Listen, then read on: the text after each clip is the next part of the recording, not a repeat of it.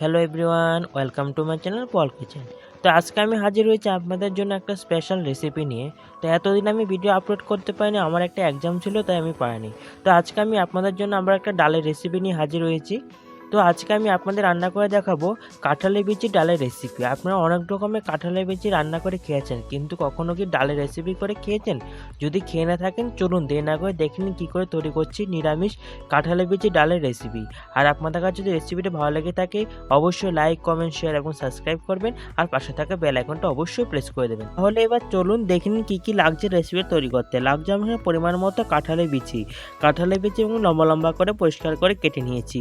আর লাগছে আমার এখানে পরিমাণ মতো এখানে দুটো তেজপাতা আর 3টে শুকনো লঙ্কা। আর লাগছে আমার এখানে কিছু পরিমাণ মতো পাঁচফোড়ন।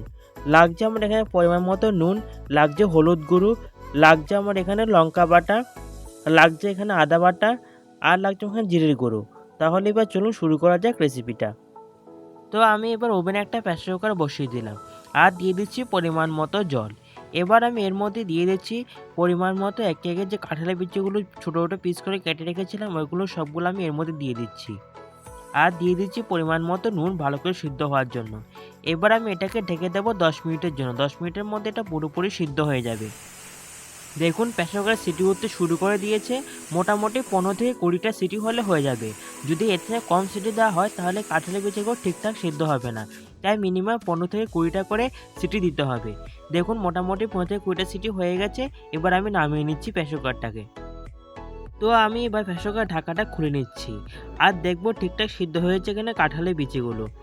দেখুন এটাকে একটু প্রেস করে দেখছি ঠিকঠাক সিদ্ধ হয়েছে কিনা। দেখুন একদম পুরোপুরি নরম হয়ে গেছে কাঁঠালের বিচিগুলো। তাই সবসময় 15 থেকে 20টার মতো সিটি দেবেন, আর ঠিকঠাক সিদ্ধ হবে না কাঁঠালের বিচিগুলো। এবার আমি এর মধ্যে দিলাম 1 টিস্পুন হলুদ গুঁড়ো। এবার সবগুলো উপকরণকে ভালো করে এটা দিয়ে মিক্সড করে নেব। একদম ভালো করে এটাকে ঘোরাতে হবে, তাহলে পুরোপুরি কাঁঠালের যে বিচিগুলো সিদ্ধ হয়েছিল পুরোপুরি একদম পেস্ট হয়ে যাবে। দেখুন একদম কাঁঠালের বিচিগুলো পুরোপুরি পেস্ট হয়ে গেছে, একদম একটু আস্ত নেই। তো এইভাবে করে আমার ভালো করে পেস্ট করে নিতে হবে। দেখুন গ্রেভিটা একটু গাঢ় হয়েছে, তাই এটাকে একটু পাতলা করার জন্য এর মধ্যে আমি গরম জল দিয়ে দেবো এর মধ্যে। আপনারা আপনাদের পরিমাণ মতো গরম জল দেবেন। আমি আমার পরিমাণ মতো জল দিয়েছি যতটা লাগবে। এবার সবগুলো উপর করে ভালো করে মিক্স করে নিচ্ছি। এবার দেখুন গ্রেভিটা ঠিক এমন টাইপের হবে, বেশি পাতলা হবে না বেশি ঘনও হবে না, ঠিক এমন টাইপের গ্রেভিটা হবে। তো আমি ওভেনে একটা কড়াই বসিয়ে দিলাম আর দিয়ে দিচ্ছি পরিমাণ মতো তেল। তেলটা গরম হলে একে একে আমি সবগুলো ফোড়ন দিয়ে দেবো তেলের মধ্যে। দেখুন তেলটা গরম হয়ে গেছে। এবার আমি ওর দিলাম 3টে শুকনো লঙ্কা আর 2টো তেজপাতা, আর দিয়ে দিচ্ছি 1 টিস্পুন পাঁচফোড়ন। এবার সবগুলো উপর করে ভালো করে লালচে করে ভেজে নেব। দেখুন মোটামুটি লালচে রঙের হয়ে গেছে পাঁচফোড়নগুলো। এবার আমি এর মধ্যে দিলাম পরিমাণ মতো আদা বাটা, দিয়ে দিচ্ছি পরিমাণ মতো লঙ্কা বাটা, আর দিয়ে দিচ্ছি 1 টিস্পুন জিরের গুঁড়ো। এবার সবগুলো উপকরণ ভালো করে মিক্স করে নিচ্ছি। একদম ভালো করে মিক্স করে নিতে হবে। এবার আমি এর মধ্যে দিলাম 1 টিস্পুন সম্বর মশলা। আপনারা এর পরিবর্তে গরম মশলা ইউজ করতে পারেন। এবার সামান্য একটু জল দিয়ে ভালো করে মশলাটাকে মিক্স করে নেব, আর এমন করে মশলাটাকে ভালো করে কষাতে থাকবো। দেখুন মশলাটা পুরোপুরি কষে গেছে, মশলা থেকে তেল বেরিয়ে আসছে, তার মানে বোঝা যাচ্ছে মশলা পুরোপুরি কষে গেছে। এবার আমি এর মধ্যে সিদ্ধ করে রাখা কাঁঠাল বিচির ডালটা পুরোপুরি দিয়ে দিলাম এর মধ্যে। এবার আমি সবগুলো উপকরণ ভালো করে মিক্স করে নিচ্ছি।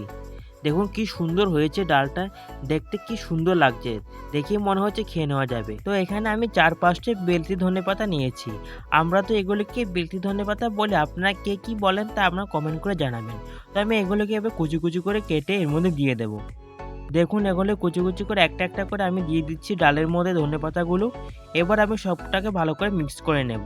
আর সবসময় একটা কথা মনে রাখবেন, ধনেপাতা দিয়ে বেশিক্ষণ জাল দেবেন না। যদি বেশিক্ষণ জাল দেওয়া হয় ধনেপাতার যে ফ্লেভারটা আছে ওটা চলে যায়, তাই ধনেপাতা দিয়ে সঙ্গে সঙ্গে এটাকে নামিয়ে নেবেন। দেখুন তৈরি হয়ে গেল গরমা গরম কাঁঠালের বিচি ডালের রেসিপিটা। এই রেসিপিটা এত টেস্টি হয়েছে না বলার অপেক্ষা রাখে না। আপনারা কিন্তু অবশ্যই রেসিপিটা বাড়িতে তৈরি করবেন, আর কেমন হয়েছে আমাকে কমেন্ট করে কমেন্ট বক্সে লিখে জানাবেন। তো আজকে আমার ভিডিওটা এখানে শেষ করছি। নেক্সট দিন আবার হাজির হবো অন্য কোনো রেসিপি নিয়ে। তো আজকের জন্য বাই বাই সবাইকে।